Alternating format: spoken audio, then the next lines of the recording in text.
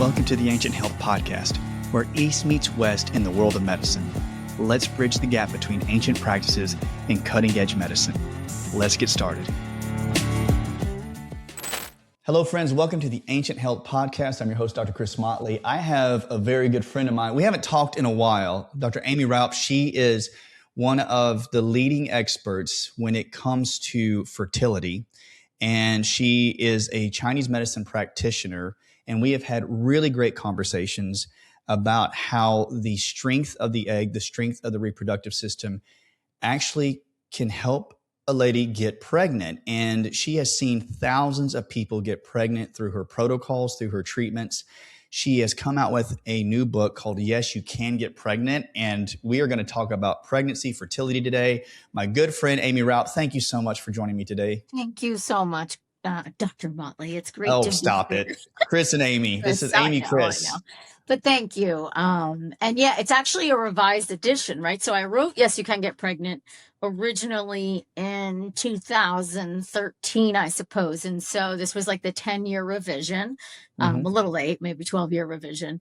But yeah, it's been great because it really, I had an opportunity to really reflect on my 21 years. Is that crazy? 21 years of clinical experience. And also add in a ton more research and just clinical observations and, really, I think, give the community a deep dive into all reasons why, fertility is compromised and what they can do to actually improve it on all the levels. There's so many. I think that's a very good point, because when you expand and have an expanded edition or revision, I think for the people out there listening, that it's a testament for how a practitioner who puts her hands to the wheel, they would say, that you're in the trenches with individuals and you actually need revisions over time, because as a practitioner, you're always developing yourself. And that's why you can tell yourself would always be researching, always trying to find new avenues, new techniques, or when you find something I find a lot of things in the past where I'm like, oh, that's an old technique that I really need to incorporate. And you're always learning, always educating. And that's one thing I love about your work. In my opinion, for everybody listening, I just want to tell you guys, it's no nonsense in a great way. It's like she just tells you what she thinks. It's her Northeastern coming out in her. She's, I love it. I love it. But without me babbling too much, everyone, we really love Aimee. I really do. She's such a sweetheart, very passionate and very sincere. And we really want to know about you. So could you give us a brief background and let us know about you? Sure. Me. I've been doing this work similar to you, 2 decades as an acupuncturist and herbalist. And prior to that, en route to medical school. So I have my biology degree, my chemistry degree. I have a partial master's in neuroscience. And then I became a medical school dropout, became a Chinese medicine practitioner. Loved every second of that transformation. And I'm summing it up that was a big shift for me in my early to mid 20s.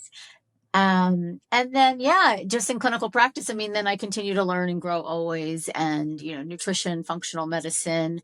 I myself have, I got pregnant in my 40s. I have a 10-year-old at this point. So that ages me. I'm now in my 50s, which is crazy. Look great.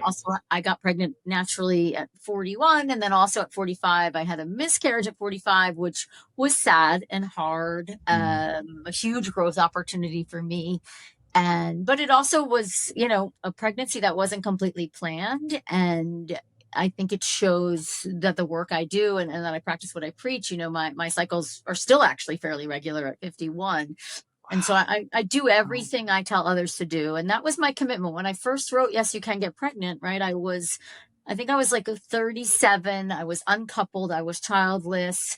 And I remember getting slack for that. People were like, you don't know, what you're talking about. You've never been through fertility challenges yourself. And I was like, well, I had been in clinical practice for over a decade at that point. Yeah. Now with the revision, I really get to reflect on 20 years, 2 decades, and also then my own pregnancies in my 40s, my own trauma, my own grief with miscarriage. And then also the expanded work, like over the last decade, I'd say, I now work really closely with a handful of reproductive endocrinologists, reproductive immunologists, so my work is expanded from natural alternative, which I still fully embrace, of course, to really integration, and we have like a Mm. functional medicine practitioner on our team now. I have a PhD psychotherapist on my team. Like, we take the trauma piece really seriously. We take functional medicine really seriously. We take diagnostics really seriously from the Western and the Eastern. So I've evolved a lot as a human and as a practitioner. And yeah, it's an awesome opportunity to reflect on my work.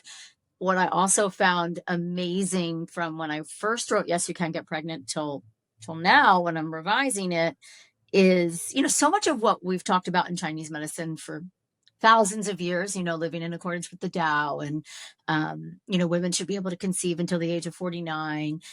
We talk so much about nature and so much about food and so much about the emotions. Mm, What's mm, fascinating mm. to see is in the last decade, the amount of actual medical research coming out to support what we've always known, Oh, dare I say, is highly validating. yes, yes. And with the validation, I want to touch on some of those points because with that, and I don't want to jump too far ahead Sure. because some women out there right now and some families are saying, well, we haven't been able to conceive, I know. and you've put your practice, you practice what you preach, and you going through your journey. What what are some of the things that you're seeing? We know we're talking about trauma. We're talking about some different things like immunology, Yeah. things with the psyche. What are some of the main things that you've seen, like that we're having trouble in conceiving? Like, why are people? You think that's a very broad question, Yeah. but what are like the statistics of people not being able to conceive?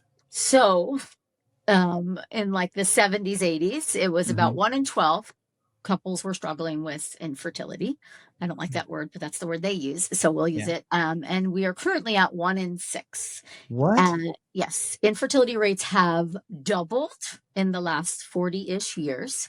And then you can step back and say, that's interesting. So also in the 1980s, do you know that only 10% of our diet was from ultra processed foods? Do you know how much our Oh, I diet did not know that. now? 57% ultra processed foods in our diet now. The other really fascinating, I wouldn't really say correlation at this point because the data really supports causation, but the other interesting stat is we've also introduced over 100,000 chemicals into our environment in that time frame. These Good are grief. known endocrine disrupting chemicals. And then it's not just like glyphosate, like it's like the insecticides. There was a crazy piece of research. It's in the book. Mm, mm. I'll like summarize it hopefully accurately. Dose dependent increase of pesticide and insecticide exposure to decreased ovarian reserve markers. So FSH went up, AMH went down, antral follicle count also went down in a dose dependent relationship to exposures to pesticides. There was Wow. another study out of Harvard in like 2017 that it was like women who consumed 2 meals a day with pesticide exposures, so basically non-organic, Mm. had an 18% less pregnancy rate and a 25% less take-home baby rate. So meaning between the 18 and 25, there was a miscarriage rate in there. Uh, and That is then in the last decade, what we also have seen is the dramatic increase in sperm playing a role, right? So back when I yes. first wrote the book, sperm was a factor. We of course talked about male factor. Now we're seeing 50%, 50 of fertility challenges are male factor related. We're seeing that What? you can have a normal semen analysis, but a high DNA fragmentation, which basically is showing oxidative stress markers, have also increased dramatically, and pesticides seem to be, and lifestyle seem to be at the root cause of that. Another interesting research: blue light exposure at night Yeah. decreases AMH, increases FSH. A smallish study, but also just like wow. So much has changed in the last like few decades. But if you just think about it all to me, seems like environmental assaults, unfortunately, and then things like, all these environmental assaults are triggering autoimmune diseases. So women in their 30s mainly and into their 40s, so prime reproductive years, they get autoimmune diseases 75% more than men. Yeah. Autoimmune Wow. is linked to inflammation. Inflammation is linked to oxidative stress. Oxidative stress is linked to poor mitochondrial function. The ovaries, the eggs, right, are they have like hundreds of thousands of mitochondria. Right next to our brain and our heart are our ovaries with mitochondria. So Yes. oxidative stress compromises mitochondrial function. And here we are. Wow. It's, So the whole process yeah, literally is robbing energy from your ovaries and that's it. robbing energy for you to produce eggs Yeah. that And are prematurely viable. aging us, right? It's like they also, this is something that frustrates me is like there's data from like as early as 2012 Mm, saying mm. there's a clear link between autoimmune diseases and basically every reason for infertility. So from PCOS to premature ovarian insufficiency to endometriosis to unexplained infertility, which you and I would both agree that there's no such thing. It's always explainable. Yes. Um, so we've known this now for over a decade, but yet the current system remains the same, right? It's just push Mm. to IVF, blame the woman's age, blame her bad eggs, rather than digging into this root cause. And I think we also know for a fact, this is fact, scientific fact, genes don't change this quickly. There's no way in 40 years that all of a sudden we've That's a we've good evolved point. into being less fertile. That's a It's good totally point. epigenetics. It's totally our environment, and our lifestyle, and so it's like it's hard in a modern world to really live in accordance with the Tao, but that's kind of what we need to get back to. Yes, and I want to touch about that, but I mean that is such a good point because within 40 years, you can't change your genetic variations. You can't change that quickly because Mhm. this is another question. So with the things you're talking about, ultra processed, trauma, air quality, water quality, things that would traumatize, we're not necessarily ever really educated on that. Yeah. And people out there don't understand the amount of those rates you were just talking about happening within a short amount of time. Because naturally our bodies would do everything it can, right, to create Mhm. energy in our bodies to be able to have children to procreate. So there's a few points I want to go to, but I remember I love talking with you. I like when you riff. Like this is my thing. Like we can just talk. So whenever we talk about like say ultra processed foods or water or air, and it's creating this inflamed environment, a lot of oxidation, rusting on the inside. Mhm. Like for the individuals out there, Aimee, I ate so much Cocoa Pebbles. I ate so much You can Frosted recover. You Flakes, can recover. That's what I would say. and I can recover. But Yeah. when we get this is a general question too, but we're not told about like just like digestion. Okay, I'm just using it as an example. Sure. When people look at their fertility rates, like somebody who's struggling and not trying to bash anybody or make them feel bad if they ate, because I ate, I'm just using myself as example. Oh But God. how hard is it like digestion wise too, like on your fertility? I mean, right? Chinese medicine, we're always thinking. I mean, I was also so trained. I think you're similar, like the spleen, stomach, like the Oh, I earth, love this. that's our jam, right? Everything comes from there. And so, and we talk about like the spleen and the stomach in Chinese medicine are our digestive elements, right? And then we need the fire from the kidney in order to like cook the cauldron and process and Mm, break down the foods and then take what we need and then get rid of what we don't need, right? So, mm, and in Chinese medicine, right? And I always love this, and I know it's the spleen, our main digestive organ. It's not just about what we eat, it's like what we consume, right? So thinking about air we breathe, water we drink, relationships, right? whoa, yeah, yeah, Boundaries. I yeah. always think about that stuff too. And how that compromises us. And so if we're talking about digestion, I mean, I would go back, right? Basic Chinese medicine premise. We always would say, or do say, it's in my first book, Chill Out and Get Healthy. If it sits on your counter and it doesn't go bad, you shouldn't eat it. Bottom line, right? That's true.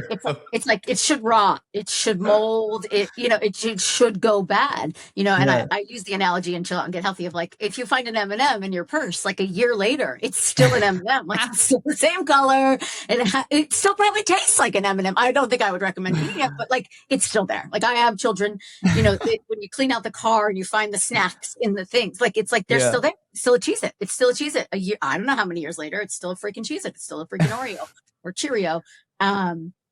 But so when we are not feeding ourselves nutrient dense, live, if you will, quality food, Mhm. it's hard to digest. And so then we're not absorbing what we need. But I would also say of like, and we tend to get clients that like they care, they know, they're educated, they're actually eating really well, they're making good quality choices, they're still compromised. Why? Then it's digestive health from other reasons. Okay, so now is it inflammation in from your water, from your relationships, from the bath and beauty products you're using, from Oh, yeah. endocrine disrupting chemicals in your carpet, like whatever that's causing inflammation that maybe then, and there's direct links to this, then causing gut microbiome issues. Now we can't break Yes. down and digest our Yes. foods.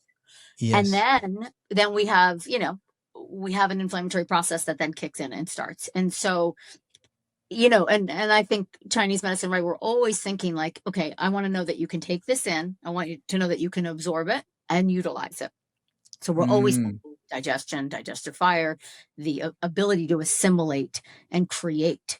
And when that's not happening, right, we're typically then seeing symptoms. Okay, maybe cycles are irregular, they're not getting pregnant, maybe they're not seeing like Mm. good Mm. juicy cervical mucus with ovulation, maybe they're irregularly ovulating, no sex drive, skin issues, hair issues, nail issues, energy issues, digestion issues, right? So that's the benefit I think we have of the work we do, right? We're really looking from this, objective perspective of like how is the body working.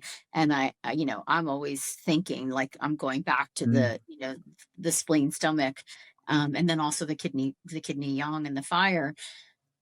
But it's like you could be living this eating well and doing these things, and the assaults from the environment are still actually preventing this process from That's a happening. great point. So it if you are eating well, because we know like you could get inflammation from what you're eating. So let's say you're eating well, and this is like a little great topic you just said, like feminine products or cosmetic products. Yeah, Does that soak through your totally. body? Like that people are asking that. Does it get I through your think skin? it Does it get says in into your like 10 internal minutes it's area? in your bloodstream. I think it's like 10 minutes. It's like in minutes it's in your bloodstream.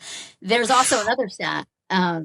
The average woman, I think, is exposed to it's like 150 chemicals a day before she leaves the What? house, like in the morning between her products. And then the average man, it's like half that, but like in the 70s, maybe a little half or 60%.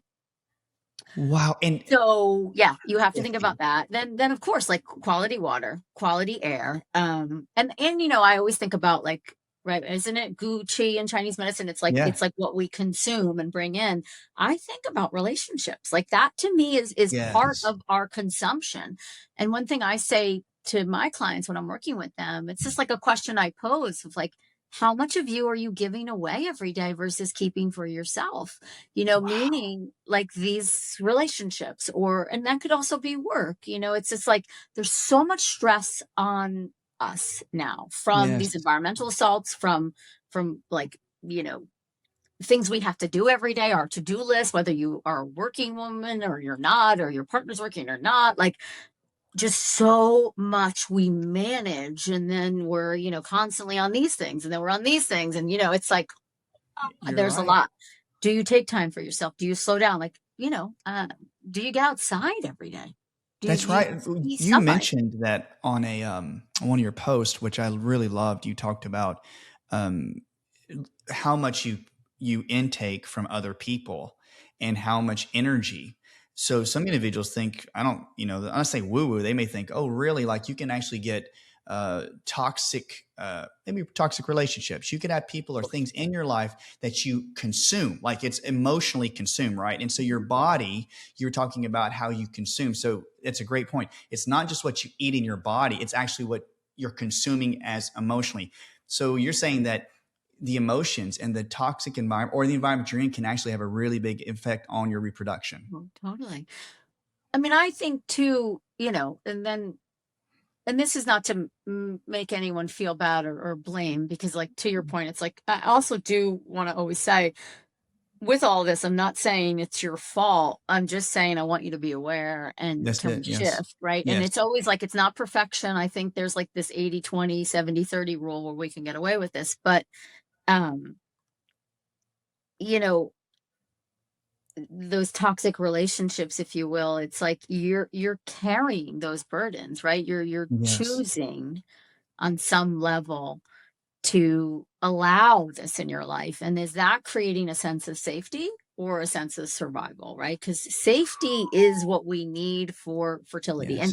And I don't just mean not living in a war zone, but also women in war zones get pregnant. I'm talking like safety on all the levels. Like, does your body feel nourished enough, have enough resources to say, yes, let's make a human. Let's do the biggest job a body can actually do. Or is it like, no, I don't have time for this. I got other fires to put out. Like, I got this gut microbiome issue. I got this toxic person that's in your life. It's just taking everything, this job, like, it's like, what do you mean? So it's always about, right. Another conversation I'm having all the time, and I talk a lot about it in the book, is like, do you have space in your life for this child? Wow.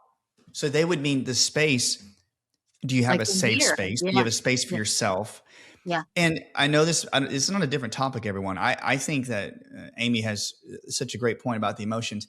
Real quickly, though, like each organ, though, right, has an emotion that's necessarily associated with it. And each organ then, so if a person lives in an environment with a particular emotion, or let's say it's anger or frustration, it can affect your organs, correct? And then that can, like, just the type of emotion can affect a specific organ. Well, I mean, right, the liver is our organ of frustration and anger. I'm a livery girl for sure. I can go Are there. you? Yeah. Oh God, yeah. That's I love like hearing my this. that's my main place. If I'm out of sync, that's where I go. But the liver, right, with hormones, so important. Like, if we want to talk Mm, detox mm. pathways, like, so right there, we see stagnation, and then we see, okay, she's not clearing out what she doesn't need, right? And so Oh man. that's a state of inflammation in the body. And then also, Man. I use this term, I think it's more popular now too. I talked about it in my book, Body Belief, but emotional inflammation, right? Are we That is processing? good. Anger is normal. I think anger is healthy, right? I think it could be great. I think it's better than depression for sure. And we say in Chinese medicine, every emotion is meant to be felt. But it's more like, but are you feeling it and then letting it go? Are you feeling it Yes. and letting it process, or are you feeling it and suppressing it? That's the problem, right? That's like, Yes. I was taught in Chinese medicine school, as you suppress emotions, it creates like a compost pile on the inside, and then it starts to Oh, simmer and heats inflammation, heats burning up those mitochondria, which are the powerhouses of our cells. We need healthy mitochondria to make healthy eggs, to make healthy sperm, right? So yeah, I mean, to me, it's so related, and it's related mm, on multiple levels. And you just see, as people start to, of course, we're going to support detox pathways and eat lots of fiber and maybe sweat, and all the things that we also know we can do, but expressing our emotions in a healthy way, and however way, but half the time, yeah, my patients, I'm saying, I want you to write a letter to that doctor that said X, Y, and Z to you, or to your partner oh, from that's good. 5 years ago. You may never send it. You could burn it. In fact, you probably should. I don't think you should send it, but like, you need it out. You need to get it out. Yes. And then you see the transformation even on like a lab result. You know what I mean? Maybe you see less estrogen dominance in that next cycle. You're processing, you're releasing, you're letting go. Then you're letting, and I also will say this too about, like, if we're talking about the liver, also the more you kind of detox your life, even from an endocrine disrupting chemical perspective, you'll see that these cycles start to shift. You almost see like, oh, that was a much healthier follicular phase and a much healthier luteal Oh phase. Like, yeah. it's like you Yes. take the burden off the liver, so then it can deal with things kind of more in time. Like, we're not going to avoid every single toxin, including emotional toxins, right? Again, normal. We're human. We're having human experiences. If you're going through fertility challenges, it's freaking hard. Like, I'm not saying we have to go live in a bubble and be a monk, like, in the Himalayas or something like that, but more that be conscious, be aware, and then ask yourself, am I still carrying that from yesterday, or have I let it go? That's a great point. I mean, when okay, so if a patient comes in and that they have an emotion stored because you're listening to them and you're saying, okay, this person has anger, you have to make suggestions for them to actually like release it and let it go. As you start to see these types of like situations with that emotion, I want to talk about estrogen mimickers because I want to get that definition Yeah. for people out there that may not Yeah. know. Right. But could the emotion cause the body to hang on to stuff like even the chemicals and toxins? That's what you're saying, right? Like all those toxins can be held in because you're emotionally holding it in. That's right. I mean, Wow. is there clear scientific data? Not necessarily. Like the closest I think I could find, or at least what's coming to my head, is there was a study showing that the stress, just the high cortisol levels, just a stressful lifestyle, um, and emotional resiliency, it, the women who were more resilient basically could handle the stress, A, had a healthier lifestyle, which is interesting, but B, had better fertility outcomes. And I think it was like 20% better. Like it was a Wow. significant number. Wow. There's also another interesting study, women in support groups, just in support groups, you're not doing anything else. You're just literally meeting with other women who are going through fertility challenges, maybe once a week, talking about it, venting, letting go of emotions. 50% higher pregnancy rates. 50. Heavens. That's out of Harvard too. That's like Mind Body Institute, Harvard. I think it's Alice Domar. She's got fascinating research about this stuff. But so we can kind of extrapolate from there of like, yeah, I think unprocessed emotions cause us to hold on to toxins, which will, if you will, like gum up the system. It's just almost like I always think about like it's a priority scale. So it's like Yeah. if I have all these things kind of gummed up in there, I don't think the body then has the resources to then say, okay, but I have to make this human, and can I? It's like, well, I still got to deal with this. Stuck emotions are causing your fertility challenges, but I do think it's really important for everyone to look at that and see like, almost like, what am I dragging from my past into my future? And is that helping me or is that hurting me? Like, I always like to Yeah. say, like, what are you leading with every day? Like, what are you leading with? Are you leading with possibility, discovery, like curiosity, or are you leading with the past failures? Like, so every decision, it almost leaks. And we know that Yeah. neurochemical, biological research now very clear of like the thought patterns and inflammatory responses and also just like basically like self-fulfilling prophecies. Like it's in there. It's really, really well done. I talk about it a lot in the book. I have a whole chapter on emotional and psychological health, and the PhD psychotherapist on my team also helps write in that chapter. So we were really trauma informed in the book, but you know our thoughts do dictate our behavior, and our behavior does dictate our health. So you really do want to think about that, and Yeah. it does definitely impact, I think from a Chinese medicine perspective, for certain, the way the liver can do its job. But we are seeing more and more data that from a Western medicine perspective or a detox pathway perspective, we're seeing that as well. Wow. And so that's when you and the psychotherapist in your office, when you guys see that, when somebody's really congested with emotions, I know this is a very general question, but do you like to help them along if they're with like acupuncture and certain herbs, or do you like when you see that like this person is really congested emotionally, are there like certain protocols that you like to start them on just to get the emotions cleaned out? Yeah, I mean, I love acupuncture, of course. Yeah. I think castor oil packs over the liver are great. Bitter herbs, right? So yeah, sure, we'll individualize a Chinese herbal formula, totally. Liver, supportive foods. I have something called my liver support soup, which was in my book, The Egg Quality Diet, but we use that all the time. And it's like ginger, Yes. turmeric, garlic, dandelion greens, beets, carrots. I mean, it's literally like every food you could think of: cilantro, parsley, lemon. Like, just consume that or parts of it every day. I'm also a big fan, like taking, our psychotherapist on, Dr. Samantha is her name. She does clinical hypnosis. She does EMDR. She Wow. helps them rewrite their stories, gives them prompts. It's deep work. It's transformative though. It's That's truly transformative. transformative. That's what And that is. see it, and I think even before I was practicing like on that capacity, I mean, just working on, clearing and releasing with acupuncture and herbs, and I mean, always making lifestyle recommendations. Excessive sighing, even like I'll say scream into a pillow. I'll have them write that letter to someone, and then burn it. Like, what is it that comes up for you when you think of like, what's in my way, what am I still holding on to that I'm having such a hard time letting go of. And sometimes it's grief around a failed IVF cycle, or it's grief around a miscarriage, it's grief around a previous termination when you weren't in the relationship that you're in now, or um or your own childhood. It's like that stuff, it carries, it lingers. We know a lot now too about like ancestral trauma and the epigenetic influences that has. Yeah, It's there and it's it's real. there. And it's, again, I don't think always the cause, but it's a piece and it should be looked at.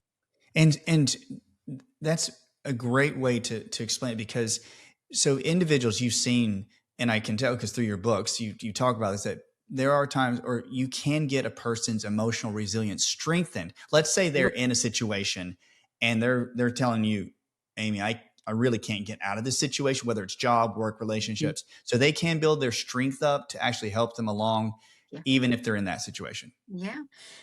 And I think there could be, energetic exercises that we do for boundaries, of, one thing I'll say too is like when you leave work, that's it, you're off for the day, Off. so off email, or like, even for me sometimes, I'm in my office right now, which is in my home, the end of my workday. I mean, sometimes I actually even leave my phone up here. Like I'm just done for the Really? day. And yeah, and just like that's it. I have to draw the line because sometimes I can't help myself from checking email or checking Instagram. Like it's a habit. Like I'm just as addicted to the rest as the rest of us are.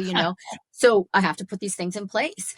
From like a unhealthy relationship perspective that you can't leave, whether it's a family member, or a relationship that you truly love and they're just going through a hard time, a work thing. I try to boil down of like, okay, well, tell me the things that are good or that are working, and can we focus on those? Like, can you do an exercise before you walk into that environment and that reminds you of like, this is why I'm here, like, or just, there's a means to an end. I'm going to do X, Y, and Z today. And also I liked it because most of my clients, I mean, I deal with a lot of couples, but I get those high powered type of women. It's a very type A. I always say, can you stop giving 110%? I want you to give 80%. What does 80% look Wow. like? Good. Oh my What does goodness. that look And like? when you, And that's hard. That's a belief system, yes. right? You are trained to work hard. When you work hard, you Mm. get what you want. Fertility doesn't work that way, unfortunately. It's like we actually need to like work a little less and surrender more and trust more. Wow, that's good. And then That's there's good. space, and then there's like freedom, because it's like the nervous system isn't go go go, and you're not in fight or flight. You start to then come into rest, relax, and reproduce, right? It's like sympathetic versus parasympathetic. Wow. And so I want to talk about nervous system too. And this is all great. And I did want, with some women out there, that I've had them come in and ask me, Aimee, about like estrogen mimickers, but they don't put it that way. They'll say to me, I'm wearing, and this is not a knock on any company.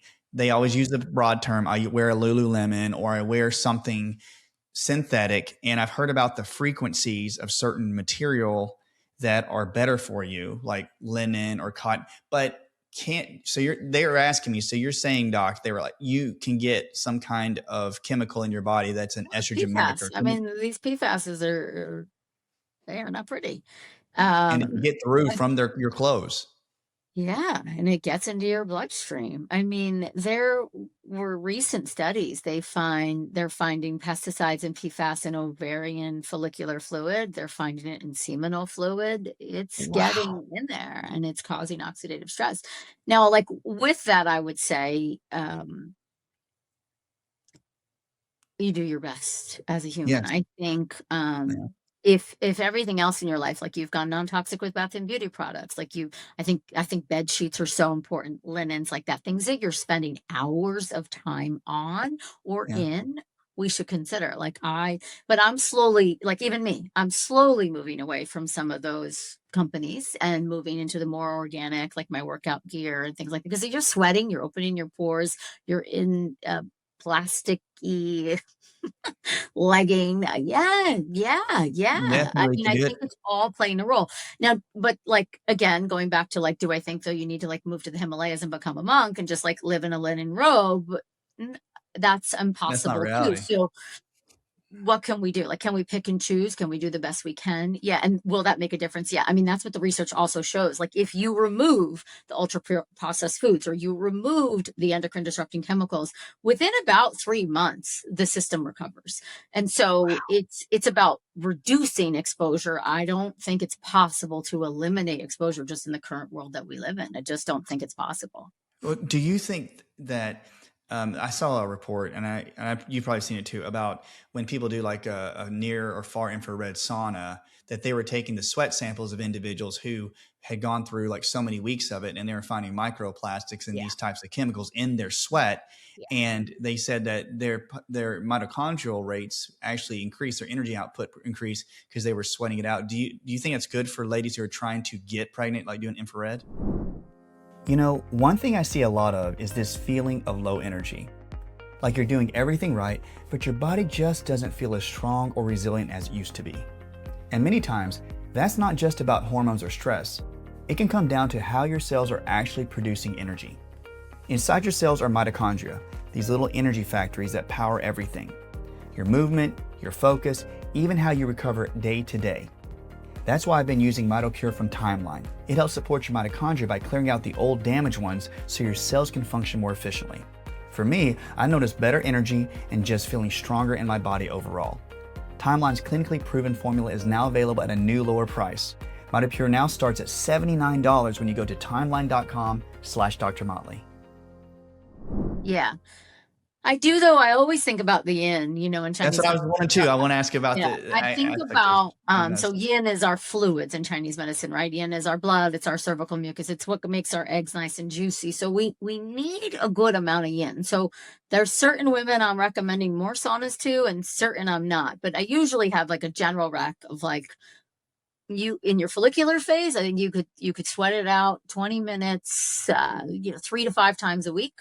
In your luteal phase, I'd probably nip it or just cut it down in half, 10 minutes, maybe 2 times. Again, really case dependent, but it's amazing for methylation, detoxification. It's amazing for mitochondrial function. I also love like castor oil packs, which I think is similar in the sense of like the heat and then the castor oil helping those cells really release and detox. Lymphatic drainage, dry brushing, obviously like good minerals and electrolytes in our water. I think all of that make a huge difference. I do think red light, there's some great protocols. We also know it doesn't penetrate to the ovary. It's only going in like millimeters, not centimeters, but there's also lasers out there now, like the Giga laser, they're repeating that Japanese study where, severely infertile women became pregnant, after 9 years of infertility from doing, I don't know, a dozen laser treatments, but they're $50,000 units. There's only a few in the United States. But that stuff, I mean, how it's working is mitochondrial function. I mean, that's definitely how it's working. It's helping the body. It's helping the mitochondria perform better. And whatever we can do to do that, basically, I love how you're talking about the balance of like with yin and yang and about mucus and fluids. And yeah, so you want to watch like hot yoga. I'm like, okay, let's watch that. I was about to say that. You're reading my mind. Hit workouts. I'm like, back it up. I'd rather you strength train and just walk 5 times a week, and then maybe do your sauna for your sweat. You know what I mean? Yes. Because that's what I mean. I don't call it a craze in disrespectful way. It's just like there's so many, and I know it's very beneficial in some ways. But even like cold plunging. I mean, I do some, but. I mean, some women like to do cold plunging, but one of my teachers in acupuncture, he would tell me, I don't like cold plunging. Colonics, cold plunging, right? We're like, oh no. I did read, I forget who it was, Stacey Sims, is that her name? She had someone on the podcast talking about, or maybe she was talking about it, like cold plunging for women should never be less than 55 degrees, I think is what the temperature should be. Oh, wow. And never in the luteal phase. But yeah, from a Chinese medicine perspective, it's rare that I'm recommending that, Gotcha. And in fact, though, I just had a male factor, right? We knew he had male factor. His semen analysis was not great at all, right? So we recommended DNA fragmentation. Just for reference, DNA fragmentation, good DNA fragmentation should be below 15%. The WHO says like below 30%, but functional medicine, we like it lower than that. His came back at 80% DNA fragmentation, which means really high levels of oxidative stress. This guy is healthy. Like he is like a biohacker. He is doing all the things, but guess what? Cold plunging every day DNA frag. We reduced the cold plunging. I swear, in like 2 months, his DNA frag came down. Cold plunging only. Oh, and he was cycling, sorry, too. The cycling, so so we had Compression him on his. do, he changed underpants, he changed his cycling regimen. But even the fertility specialist he sees, she's like pretty cutting edge. And always looking at research. She was like, take the cold plunging out. That's what's probably doing it. So again, like that's a man, and typically it's fasting is good for the men, cold plunging fine. For his constitution, not necessarily, right? That's right. And that's a great lead into this, because I've had many patients come in, and the women normally will start in some ways blame themselves. They truly do. They try to like think, what's wrong with me? And I, when you look at the man, again, not trying to bash either side, but I find sometimes where a lot of men are saying, I'm fine, I'm good, I'm healthy, I don't get sick. And it normally is never focused on the man about the health of their sperm or the health of their motility. Mm-hmm. And there's a lot of self-blame. And I think, hopefully it's turning the corner where more men now, you were talking about that, they do have their own fertility issues and they need to pay attention to it. So when somebody out there who is listening to this podcast, what would be some signs and symptoms, or should every man get checked out? Like when everybody's going through, I think every man. Yeah. I mean, it's one of my first questions of like, what's the most recent semen analysis? Typically it's like, oh, we had one 3 years ago and it was fine. I'm like, that's not good. No. We need to repeat that at least every year, if not like every 6 months. Because similar to eggs, I mean, sperm has its own regeneration. I think it's every 72 days. Eggs are about every, where we're recruiting and maturing follicles every 100 days. So you can do a lot to improve sperm. Again, male factor is now considered to be at least 50% of the equation. We also now know that male factor can be involved, and it was involved in my miscarriage, which we were able to figure out just based on the issue. It was a Turner syndrome miscarriage, and that's male factor, actually, which is fascinating. Yeah. And no blame, but like it's just also fascinating. Do you know what I mean?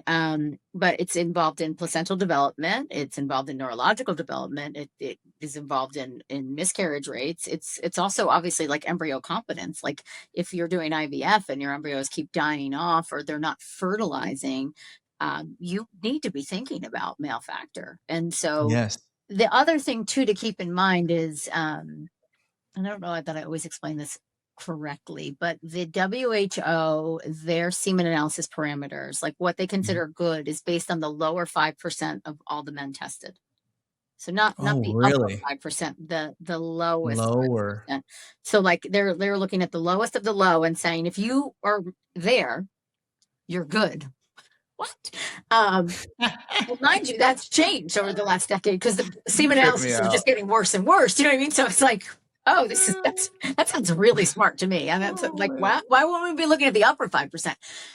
And then if you look at motility is a good one. So typically if you see low motility, you're thinking high DNA fragmentation. Most people are not doing the DNA frag. It's still just a recommendation from the WHO, but most clinics don't do it. So you have to push for it. Some couples have to pay out of pocket for it. You can have a quote unquote normal semen analysis and a really high DNA frag. Like this guy is a good example. I think it was his motility was always low, and her previous IVF clinic just always blew it off. Not a big deal. Not a big deal. When she got the DNA frag back, she was they were both just so upset because they're like, we've done 3 IVFs already. And they just, the blame still falls on the woman and her age and her eggs. Even if she's 35, it still comes back to, it's all her fault. And so I hope that conversation starts to change. I mean, also for my men, I'm like, when was his vitamin D check last? Does he have a thyroid panel? Has anyone checked insulin resistance markers? No. They never check them. When we check them, yeah, I mean, most of them are compromised, and so it's like, okay, and some of our guys too, it's like, some are really involved and some aren't. We kind of make it optional, I suppose. But, we'll do gut microbiome testing. It's like, you can do male microbiome testing. There's some great tests out there. Like Fertility has a good one. GenDx has a great, I think it's called Men's Key.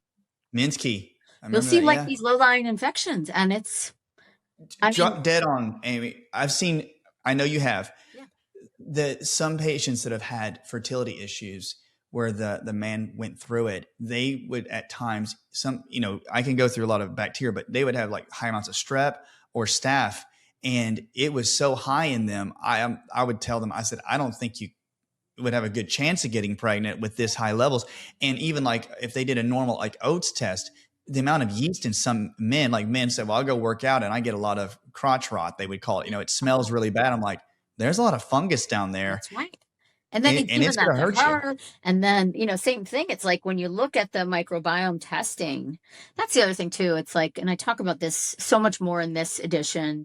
And I think because I've evolved as a practitioner where it's like, you really do step back and you're like, okay, it doesn't just start with the egg, which I know is a popular book. And I am intentionally using that phrase of like, it does not just start with the egg. Like the sperm matters, the microbiome of the male and the female matter, and the uterus. Like it's like we have to look at all 4 factors, and if we're not, we're definitely misplacing blame, I think, and we're definitely missing something. But the health of the partner matters so much. And I always say, even if a semen analysis looks good and if DNA fragmentation is good, like we can improve that, can't we? Better sperm is going to equal a healthier child. It just is.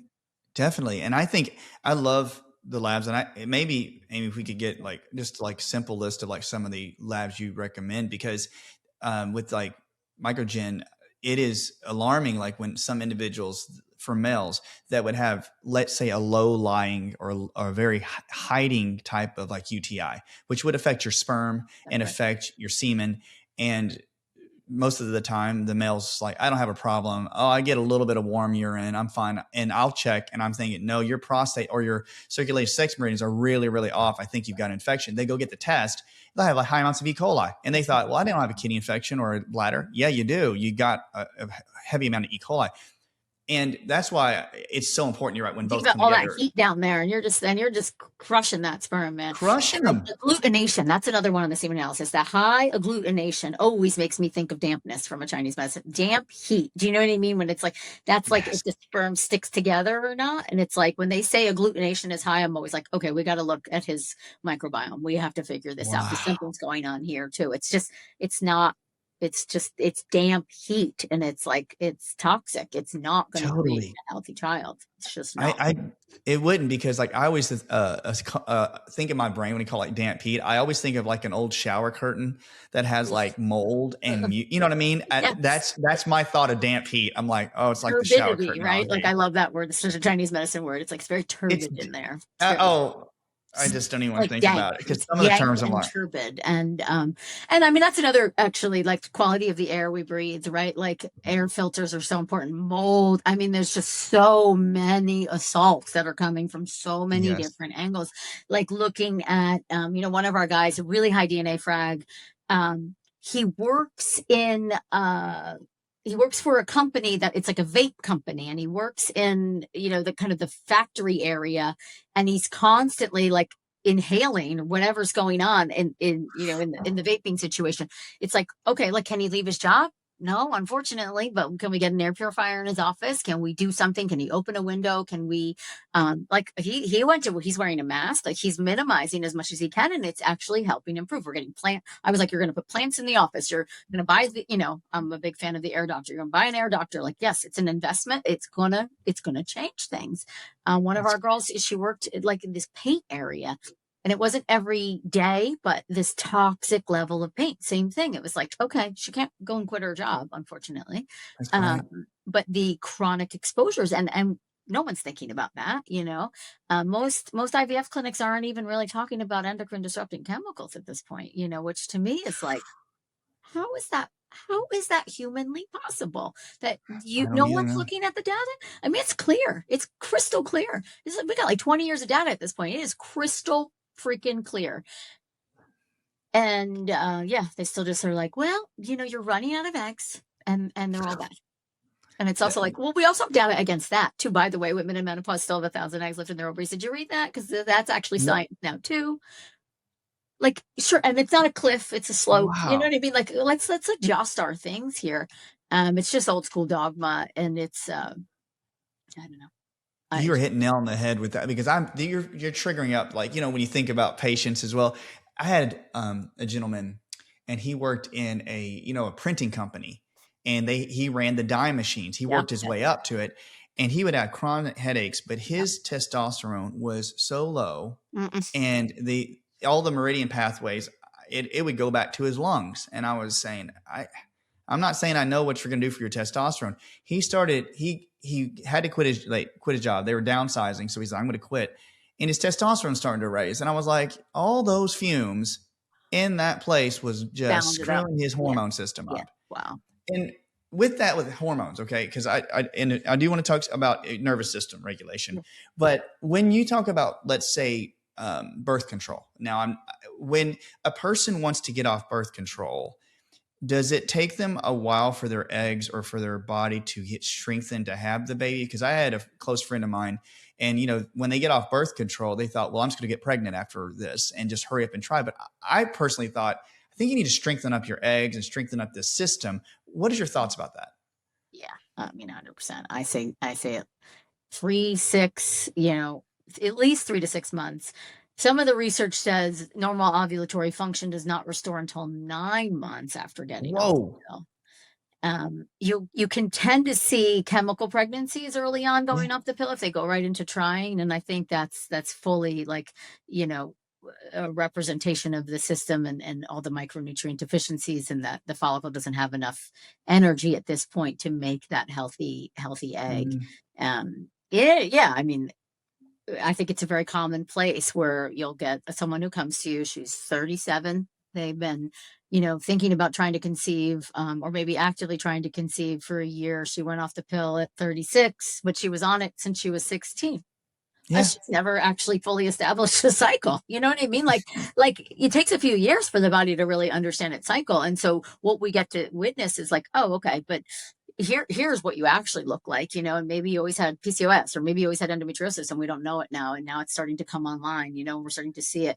But I think too, the pill just, there's a lot of building you need to do after going off of it. There's so many micronutrient deficiencies. It changes the pH, and that changes the microbiome. So you have to be looking at, like, I think uterine, vaginal, and gut microbiome as a side effect of what the pill's doing.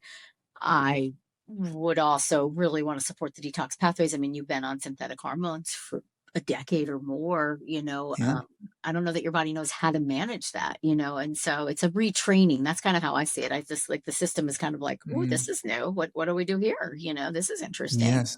Is there a certain amount of time you say, okay, You you say need a to year stick and a with half from birth to the next pregnancy, year and a 18 half? months. At least that's what I was taught by Year and a someone. half. Okay. And I try, like, so I'll tell my girls we can start prepping at like the 12-month mark. But also, this to me is just so obvious, but I don't think it always is translated.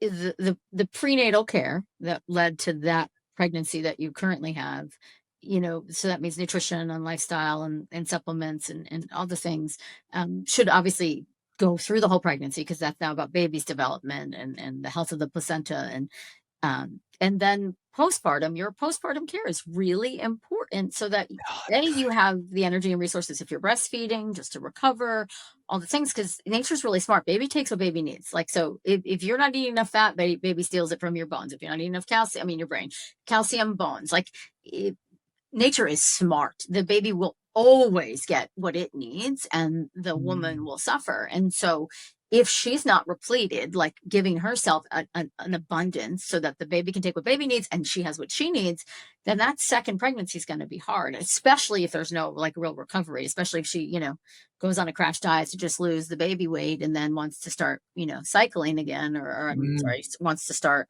trying again, within like 6 to 12 months. And those pregnancies happen. Sure.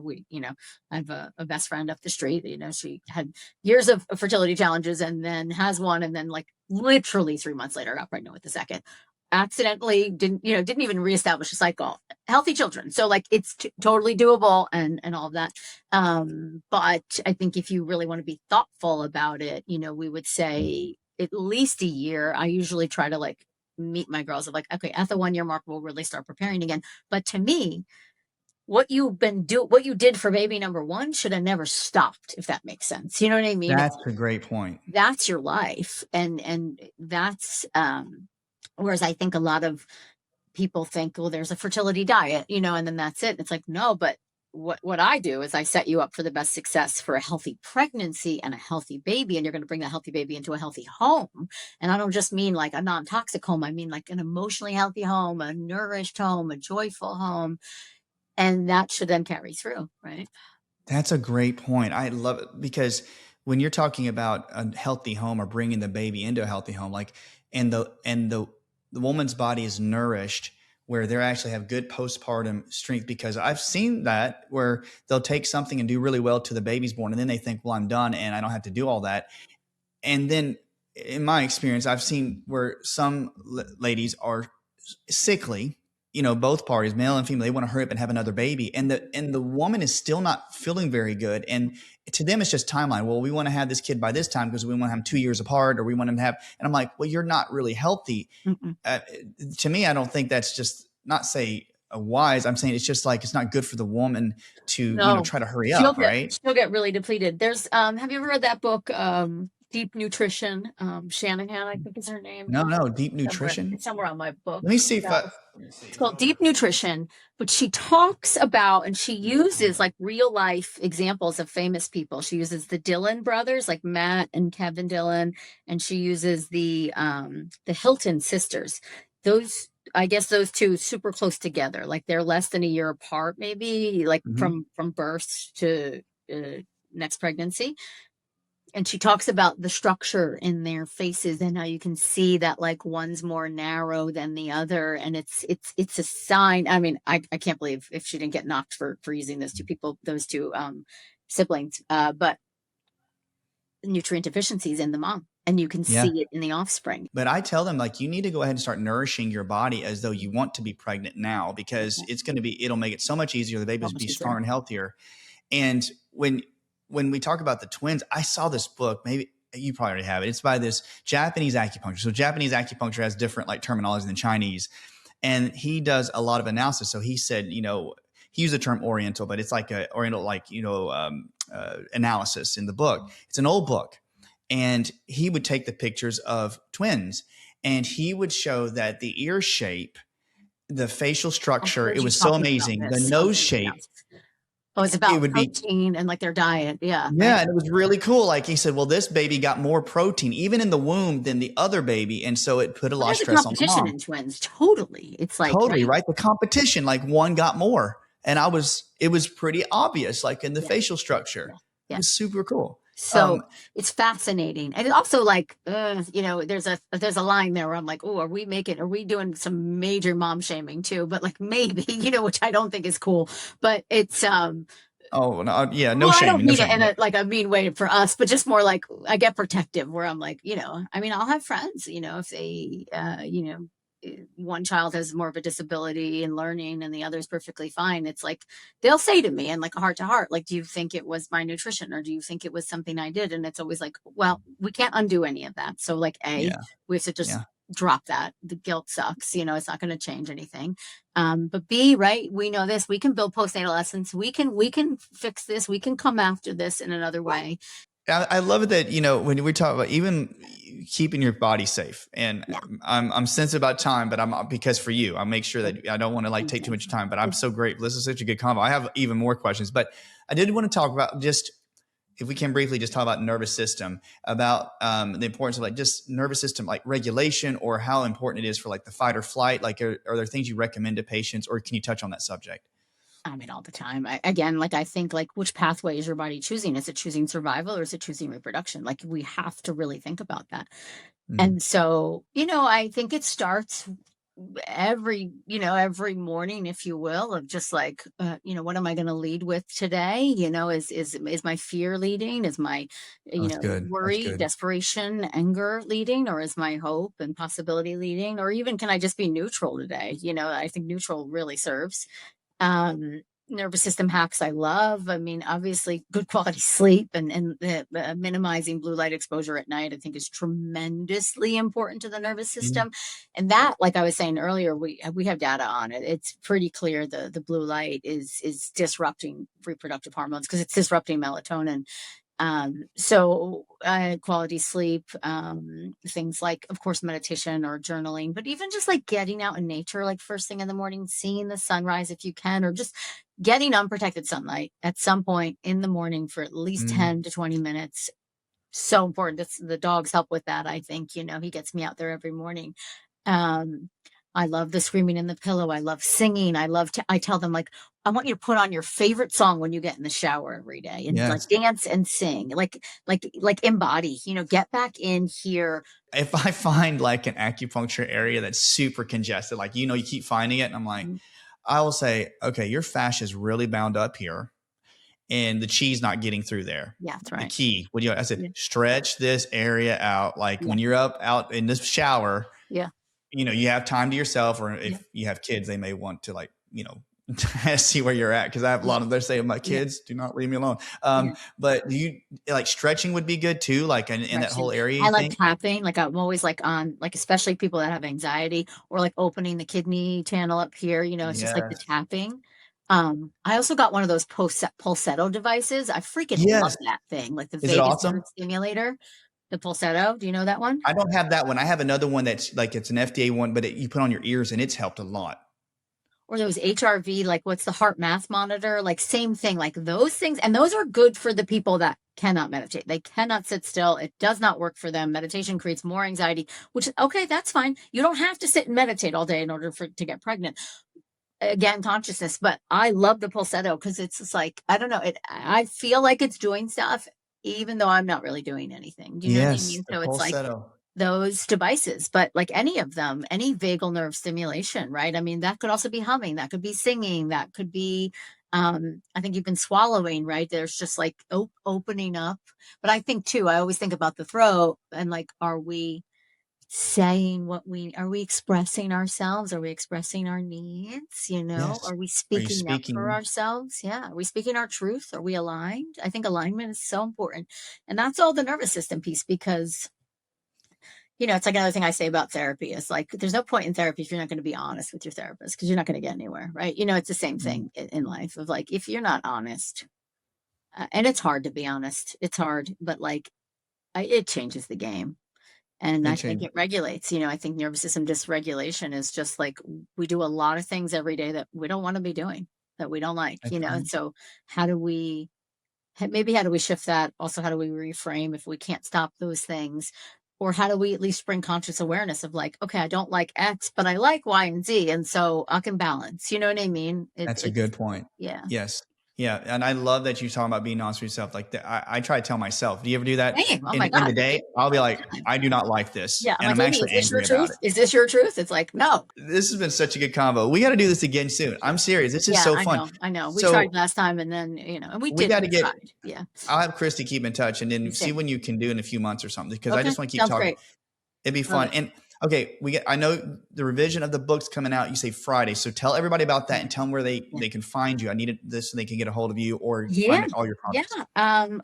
I'm pretty active on Instagram and Aimee Raupp at my name. My website, aimeeraupp.com, has everything you need. The book will be available anywhere books are sold in the US. Amazon outside of the US, I think every Amazon has a copy of the book. So it's called Yes, You Can Get Pregnant. It's the revised edition.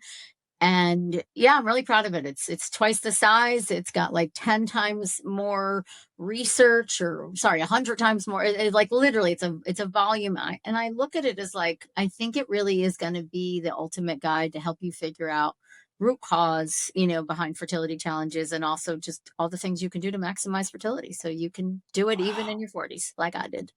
Yeah. No, this is amazing. And we really I really appreciate you being on, because Thanks. having that strength and power of having knowledge base, opening up a work of literature and having those wow moments. And I always think that when you get those gold nuggets and it hits you right in the head when you read something, you go, Yeah. that was it. And you go get it tested or you go get it Yeah. checked, That's right. find a practitioner and you get the answers. That's what all this is about. And I'm grateful that you do it. Thank you. And this is Thank a very important subject, and I'm glad you joined me. And I want to talk a bit more too about certain organs, like with reproduction and Chinese medicine in general. This is just like you're like home team. This is really great. So if anybody out there knows a person who has fertility concerns. If you yourself who's listening has this, please get the book. Please look into and follow Aimee and see all the great info. She has really great studies, even on her posts in Reel. They're great. Yeah. So guys, we really appreciate Aimee being with us today. Thank you, Aimee. I'm thankful, my friend, for you being here. Same. Guys, if you like this kind of info, please like and subscribe. Send it to somebody who needs it. We're here to help. We love y'all. From all of us here at Ancient Health Podcast, thanks so much. Thank you, Aimee, and everybody have a blessed day. Before we wrap up, please remember that the information shared in this podcast is for educational purposes only and does not constitute the practice of medicine, nursing, or other professional healthcare services, including the giving of medical advice. No doctor-patient relationship is formed through this podcast, and the use of information here or materials linked from this podcast is at your own risk. The content is not intended to be a substitute for professional medical advice, diagnosis, or treatment. Always consult with your healthcare provider before making any changes to your health regimen, and do not disregard or delay seeking medical advice for any condition you may have.